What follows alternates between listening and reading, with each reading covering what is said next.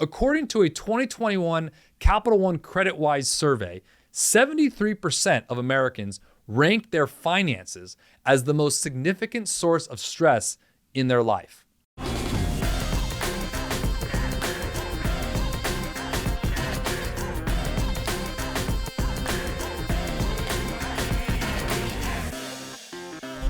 What's up, everybody? Welcome to Make Your Money Matter. I'm your host, Brad Barrett. I'm also managing director and partner here at One Capital Management, reminding you that your money matters.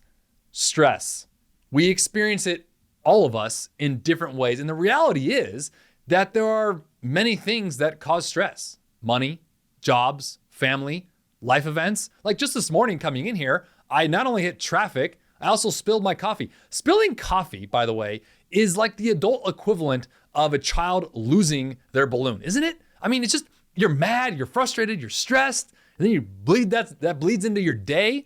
I mean, anything that adds pressure, I should say, to our lives can cause stress, and it affects us all differently. It can manifest in really a number of ways, mentally, physically, socially, and it can be very serious for some of us.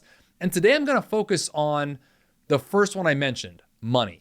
Now get this, according to the American Institute of Stress, yes, that's a real thing, CBS News and CNBC and countless other surveys that we were able to find of all these polls taken in America, money has been and still is number one cause of stress. Now I'd argue that it has risen in the past couple years, given everything we've had to experience. And so today I'm going to be talking about 7 ways, and I kind of wrote this out this way, 7 ways to reduce financial stress. Now, before we get started, I want to be clear about something. If you are experiencing stress and something more than just money, speak with a counselor. Find a pastor, find someone you can invest your time in, someone to trust, especially if you're dealing with this for a long time. And I'm going to be sharing tips as it can relate to money, but it may not be the cure or the end all be all for you. So please seek support. And there are many resources out there. So with that, smash that subscribe button, hit the notification bell so you don't miss a single episode. All right, let's get into it. So something that struck out to me as I was reading an article and as I was thinking about this topic for the show, the article is actually on jamesclear.com. It's someone I followed for a while. He's an author, a speaker. We'll put a link in below to go to his website. He's a really a great educator when it comes to a lot of topics that we think about psychology, as well as, as stress and things like that. And this article had a lot to do with stress management. And he wrote an article about surprising lessons learned from the children who survived a famine during the deadliest war in history. It was the middle of the terrible famine as we know it now as the Dutch hunger winter. Now, any of you who followed the Make Your Money Matter podcast or the radio show or even in my book, I talk about this. I'm somewhat of a World War II buff, so I like reading on this. So this struck my eye and I wanted to share it with you. So in April of 1945, each person in the Netherlands was limited to 1 loaf of bread and 5 potatoes for the entire week. So World War II was nearing an end. And at this time, the Allied forces were able to push the German army out of the southern half of the Netherlands. Now, as the Nazis retreated, however, they basically destroyed all the docks and bridges. They flooded all the lines set up and set up blockades in the northern half of the country, which basically cut off, if you really look at a map, it cut off all the shipments of food and fuel to get to the southern part of the Netherlands. So what little food that had been stockpiled and saved was nearly impossible to transport. Starving and without options, there were many people who literally ate tulip bulbs and sugar beets to survive. Now, among those struggling, and this article I was reading went on to discuss this, there was a survivor, a 9-year-old boy from Amsterdam, and his name was Henkie Holvast. During the worst period of the famine, Henkie was one of the many children who would physically and literally carry spoons with them wherever they went, just in case they found food. This is how bad it was. Now, just imagine that for a second. I know a lot of you watching here right now are listening. Some of you may have heard this story or read about this story or stories of World War II. And I enjoy reading these things because it puts things into context and it brings you back to just thinking about how bad of a situation that was at that time. And he was walking around. Imagine this little boy, 9-year-old boy, walking around with a spoon, a bunch of these boys walking around with a spoon for this just in case scenario. Now, there's actually a photographer, a guy named Martinus Meijboom, and he captured this iconic image of Henkie during the Dutch hunger winter. And we'll put it up here on the screen here. And it was an iconic photo. Some of you might have seen this. So 2 of Henkie's younger siblings died during the famine, but somehow he managed to live. And it's really heartbreaking if you think about these stories. Now, to make matters worse, the winter had come early that year. Canals and waterways, they'd all frozen over, obviously further restricting the food transport and gas, and all the electricity were either unavailable or basically inoperable because of the war. So the Holvast family, like many others throughout the Netherlands, they'd begun burning their furniture to stay warm. And by 1945, specifically April of that year, the situation got worse. Approximately 20,000 Dutch had died from specifically malnutrition. So around that same time, the Royal Air Force flew from Great Britain and coordinated a series of airdrops. And we know about this, and those who've read on this subject matter, we know that as Operation Manna. Many of you heard of this. So in total, they dropped more than 6,600 tons of food in German-occupied territory. The Dutch responded with a beautiful but very simplistic message of many thanks, and it was written in tulips on the countryside. It's one you may have seen before. We'll throw it up here so you can see it if you're watching the show, and it's really just fascinating to look at. Now, where am I going with this? The impact of stress, we all experience it. We all know what it can mean for us individually. And this article I was reading had a lot to do with some of the stresses I work through in my own life, but also what I work with many of my clients here at One Capital with when it comes to a specific subject matter of money. Now, switching gears for a quick second, I'm going to come back to this. According to a 2021 Capital One CreditWise survey, 73% of Americans ranked their finances as the most significant source of stress in their life. I want to ask real quick and take a pause. Is that any of you right now? Now think about that for a second. 73% of our brethren and our sisters out there have that as the top stress in their lives. Now, I know we're not in World War II era right now, although we've had a rough couple of years. We're not having the travesties that I mentioned or that were going on that the Dutch were having during that period, but it is still real to us. The stress of money can be real. Now, as far as famines go, the Dutch hunger winter that I was mentioning was remarkably unique. Most famines occur in areas that suffer from overpopulation or severe crop failure or repeated periods of political instability. The Netherlands experienced none of these influences. Once the war ended and Allied troops arrived, the Dutch quickly recovered to basically a normal diet. So it was really unique if you look at famines in that regard. From a scientific perspective, the Dutch survivors were perfect for a study. And this is where I want to come back to the idea of stress and how it relates to our lives. The population consisted of a well-defined group of people who experienced one period of malnutrition at exactly everyone at the same time. So in the 1990s, Dr. Tessa Roosboom, a medical faculty member from the University of Amsterdam, began diving into the data about the children conceived and born during the Dutch hunger winter. Now, thanks to the meticulous record keeping kept by the Dutch, Roosboom was able to track thousands of children throughout their lives. Now, what she discovered was remarkable, and this is why I'm bringing this up, and this just struck me as crazy.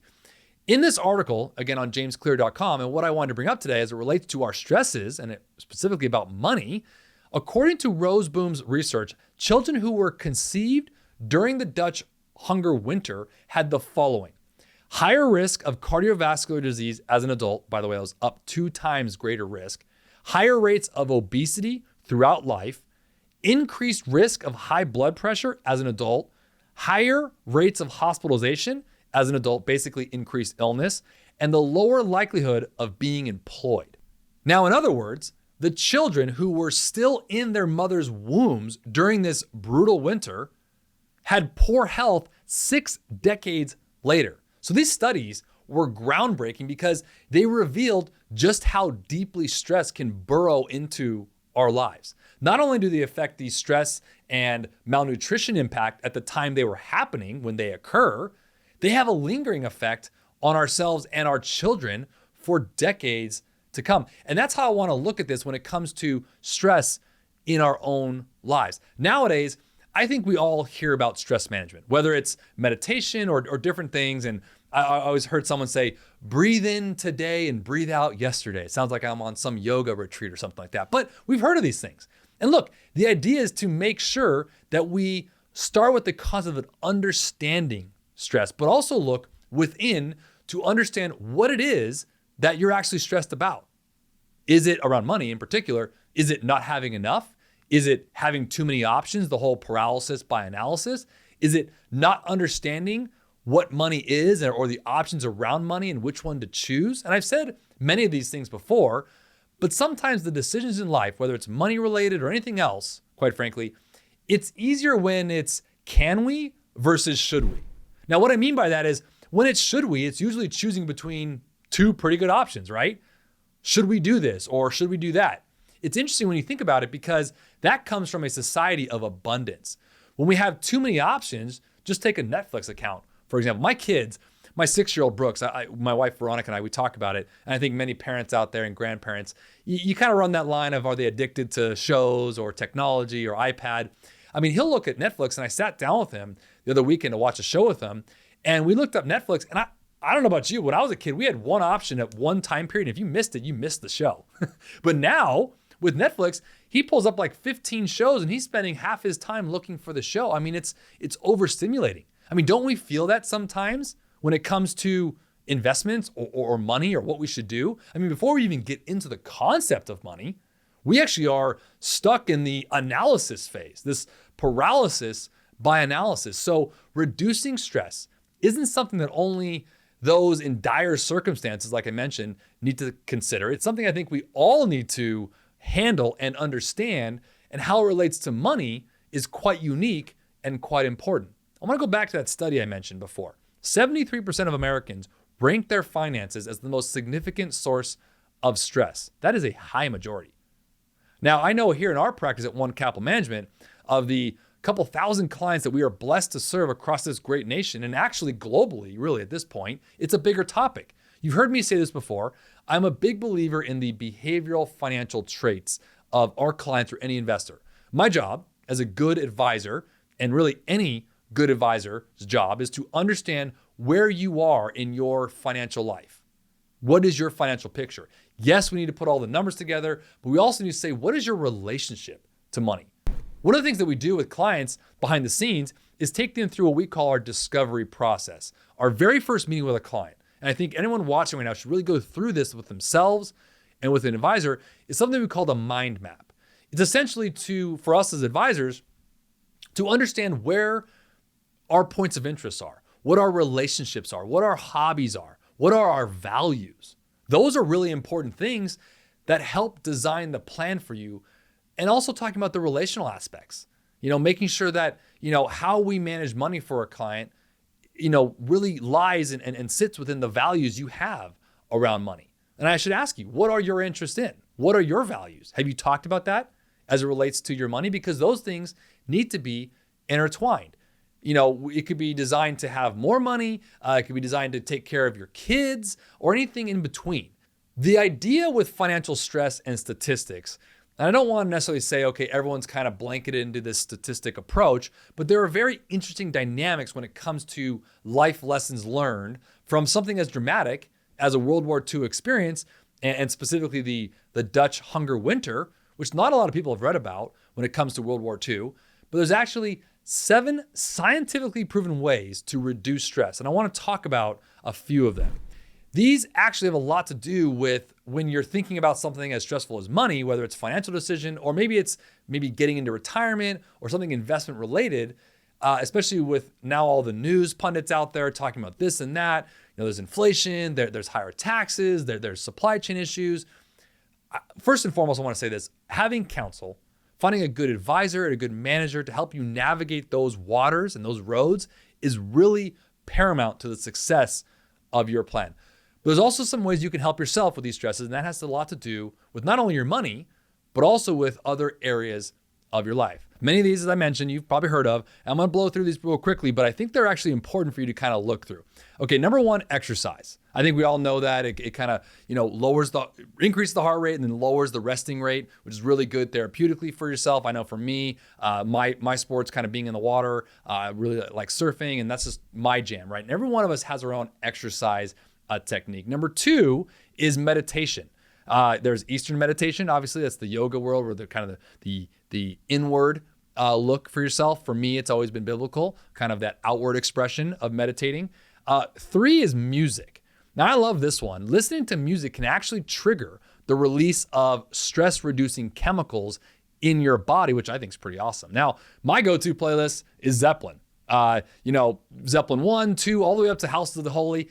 Coda was a little suspect, but you get my drift. Big rock and roll fan here. And you'll find your own music, but believe it or not, it can scientifically trigger the release of stress-reducing chemicals. Number 4 is sleep. This one is probably not a shock to anybody. A nap or a solid 8 or 9 hours of sleep can really help.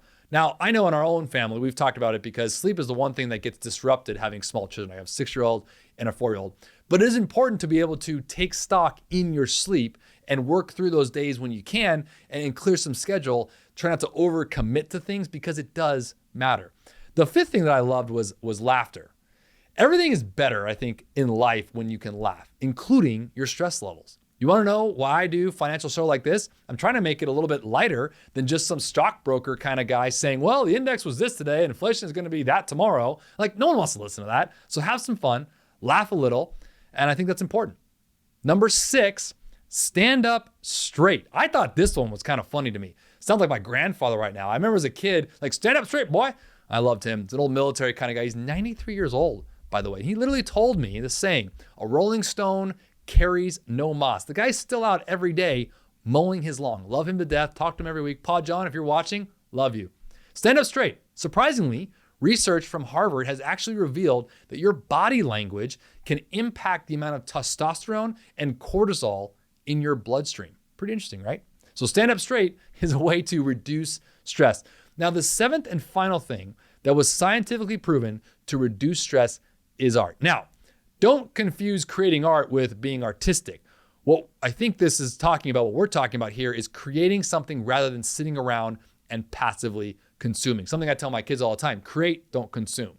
I've actually said this a lot before when it doesn't matter what it is you're doing, but I would actually rather see someone create than consume.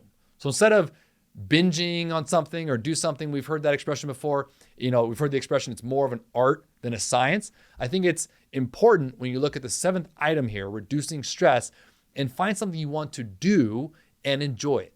And like for my father-in-law, I'm using him as an example. He'll go in the garage and tinker around, whether it's on a dirt bike or building something. That's art to him. And so I'm not talking about becoming Pablo Picasso here. I'm just talking about finding your outlet, creating something, being creative. That's important. So these 7 things that I just mentioned, exercise, meditation, music, sleep, laughter, standing up straight, and art, which I think are all very interesting subject matters. These 7 items have scientifically been proven of ways to reduce stress. Now, they seem simple, but a lot of people focus on their stress instead of taking action, even if it's the simplest thing. For some, it might just be easier to dwell on those things. Now, notice that stress, whether you are from the Dutch hunger era, which I don't think any of you watching or listening right now are, or if family members or know who were there, which is an interesting stress marker, but it also has to do with overall stress in general. So if you're stressed about money, there's usually something else going on. We are either overspending in certain areas, or we have a spending problem maybe. We have a savings problem potentially, like we're hoarding money. So some of our own actions actually increase our stress. So taking a look inward, maybe using some of those 7 things to curtail some of those things. But one of the best ways to do it is also to actually seek that counselor, that advisor, specifically around money. If you haven't done so already, you can reach out to us. We're here to do that. We're here to help reduce the stress and the anxieties that money can bring. So reach out and find that person you can build trust in to make sure that the stress doesn't get too much. Because one of the things that I've seen happen is we get into a category where reaching out to an advisor, it's like almost like pulling teeth. It's uncomfortable. And I said this before, it's almost like a financial undressing, if you will. And it's almost weird like going to the doctor's office. And I don't want it to be that way. That's why I wanted to communicate each week on some of these topics. It's all a part of making your money matter. Okay, it's time to answer your questions. If you have a question or topic you'd like me to address, you can leave a comment or a question in the comment section. Or if it's something you want to do more one-on-one, just go to the About page on this channel and send us an email. We'll always keep the questions I read here anonymous, so you never have to worry about your name being shared or anything like that, but we'd love to hear from you. And this week's question was perfectly timed for what we want to talk about. The question came in is, how can I identify a money problem that I am causing? Well, I mentioned a few earlier. I think the first thing we need to do is to be brutally honest with ourselves. Take a look at where you are spending your money, because I think the root of a lot of problems around money has to do with our spending. Because if you think about it, if we are spending versus investing or saving, then we are not growing our wealth. We are spending our wealth. And as I said before, the moment you find that education, that learning how to spend your money to invest your money versus spending your money to consume other things, there's something that clicks.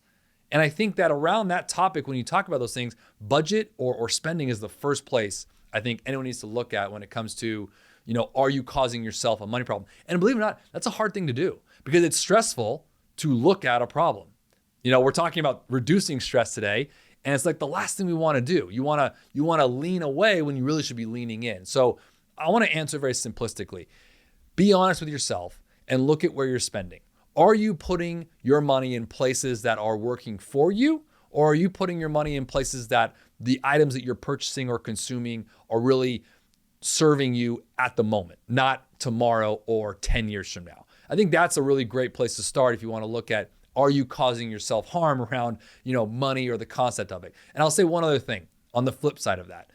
Money can become a problem when you're serving it. It's like a master to you. You don't want to have it consume you. I said on a previous show, and I say this comment a lot on our radio programs, that money is a great employee, but it's a terrible boss. So you want to make sure that it's working for you, not the other way around. And as soon as you get control of that, the more stress-free you become on the topic of money. So again, if you have a question or a comment you'd like me to read here, leave it in the comment section or email us, again, in the About page on our channel. And before we go, if you found anything helpful today and want to learn more, you can visit our website at onecapital.com, or you can scan the QR code on the screen with your smartphone and it'll get you there. You can also text us. Look, we want to hear from you. We want to help. There's no pressure here. We don't treat people like a number. In fact, we value relationships. It's the lifeblood of what we do. So click, call, or text us today. If you're not following us on social media, you should be. We're sharing great information on all of our social media platforms. And as I often say, if you enjoy the show, share it. Share it with someone you like. If you don't like the show, I guess share it with someone you don't like. But until next week, always remember, make your money matter.